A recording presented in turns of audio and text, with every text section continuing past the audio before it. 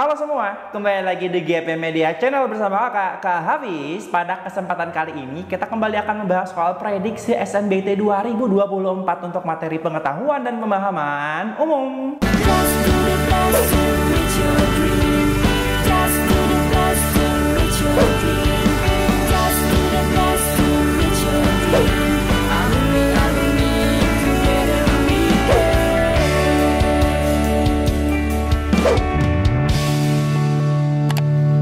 Kapan lagi kamu bisa ikutan tryout UTBK gratis di GP Media kalau bukan sekarang? Ikuti syaratnya dan kirim bukti screenshot di gpmedia.id ya, jangan sampai ketinggalan. Buat kalian yang lagi cari tryout SNBT dan ujian mandiri untuk masuk PTN, kita punya solusinya.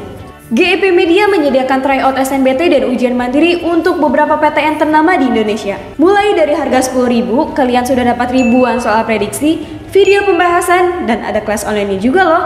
Yuk daftar sekarang! Tanpa berlama-lama kita langsung saja masuk ke soal latihan yang kamu semua kerjakan kemarin di video kakak sebelumnya yang PPU ya.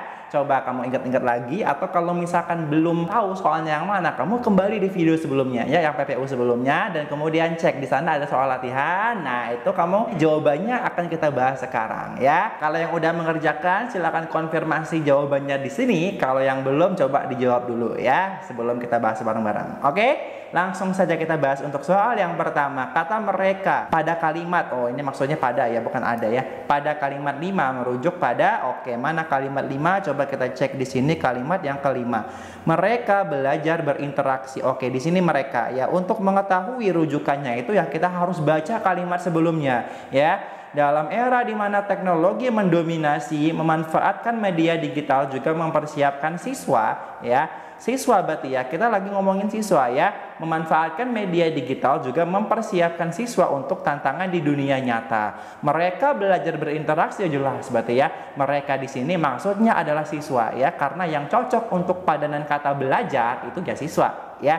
Siswa belajar berinteraksi dengan teknologi, mengasah keterampilan digital, dan membentuk kemampuan untuk memilah informasi dari berbagai sumber. Maka jawaban yang tepat adalah yang A ya, siswa. Soal berikutnya, padanan yang tepat untuk istilah konsensus pada kalimat 3 teks di atas. Meskipun frasa demokrasi secara eksplisit tidak tercantum pada Pancasila dan konstitusi, namun secara implisit ya, nilai-nilai demokrasi seperti musyawarah mufakat dan penghargaan terhadap hak asasi manusia tercantum dalam 2 konsensus tersebut. 2 konsensus ini maksudnya berarti ya Pancasila dan konstitusi ya, 2 konsensus dasar kebangsaan tersebut. Oke, padanan yang tepat untuk istilah konsensus. Berarti kan kalau kamu cek di sini kan untuk membantu kamu menjawab apa itu makna konsensus, kamu harus tahu 2 konsensus yang dimaksud tadi adalah Pancasila dan konstitusi. Oke ya, Pancasila dan konstitusi. Berarti di sini kira-kira maknanya apa sih konsensus itu? Apakah fondasi,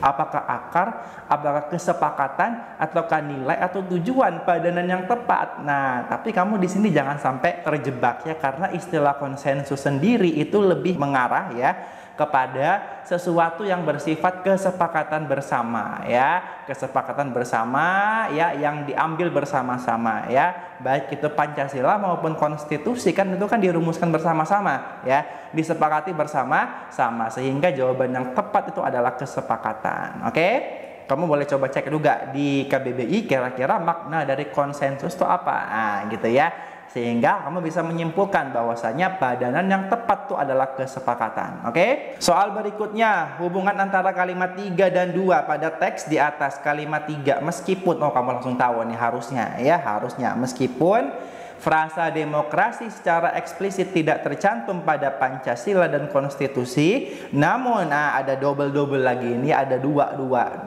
apakah 2 buah ya kata-kata yang sering muncul di fungsi apa coba? Fungsinya apa coba? Fungsi pertentangan ya. Meskipun dan namun itu adalah sesuatu yang menandakan hubungan pertentangan ya. Indonesia sendiri menganut demokrasi yang berbasis Pancasila. Meskipun frasa demokrasi secara eksplisit tidak tercantum pada Pancasila dan konstitusi, namun secara implisit nilai-nilai demokrasi seperti musyawarah mufakat dan penghargaan terhadap hak asasi manusia tercantum dalam 2 konsensus dasar kebangsaan tersebut. Berarti hubungannya adalah pertentangan. Oke. Soal berikutnya, kalimat perumpamaan dalam teks tersebut. Oh, di sini ada 2 buah nih ya. Kalau kita cek opsinya ya 14, 21, 34, 45 atau 35. Coba kita cek dulu ya. Dimulai dari kalimat 1, tantangan terhadap penerapan prinsip-prinsip demokrasi akan semakin terjal.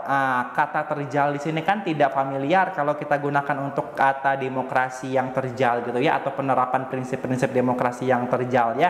Karena kata terjal itu biasanya kita gunakan untuk jalan ya, jalan yang terjal, artinya jalannya cukup curam gitu ya. Nah, di sini kata terjal itu menyamakan atau mengumpamakan ya penerapan prinsip demokrasi sebagai sebuah tantangan yang terjal. Ya, artinya dia sedang menyamakan atau mengumpamakan terjal tersebut dengan kondisi terjal di jalan, yakni curam. Ya, maka kalimat 1 itu dia mengandung perumpamaan di kata terjalnya. Oke, kita baca kalimat kedua. Agenda politik dan pemerintahan yang harus diselesaikan oleh pemerintah di tengah keterbatasan yang ada.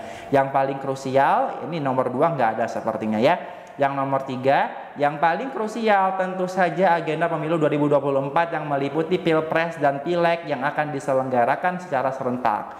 Yang keempat, suhu politik. Nah, suhu di sini adalah perumpamaan juga, artinya adalah keadaan atau situasi di mana biasanya atau arti sebenarnya dari suhu itu kan artinya temperatur ya, itu adalah sesuatu yang bersifat fisik ya. Ya, kamu sering lihat apa namanya suhunya berapa gitu ya. Tapi kalau kita menggunakan kata suhu politik itu artinya bukan suhu seperti yang kita maksud, suhu yang derajat Celcius ya, tapi suhu itu artinya adalah suatu keadaan atau kondisi. Sehingga di sini suhu juga merupakan perumpamaan. Sehingga kalimat yang mengandung perumpamaan itu adalah 1 dan 4. Jawabannya adalah yang A. Oke, sebagai bentuk soal latihan kalian, coba kerjakan soal di atas dan kemudian seperti biasa diskusikan jawaban terbaik kalian di kolom komentar. Sekian untuk video kali ini. Untuk melihat video-video pembahasan soal-soal berikutnya yang hot ya, yang terbaru, yang sesuai dengan kisi-kisi SNBT 2024, silahkan dipantengin terus di GP Media Channel. Terima kasih.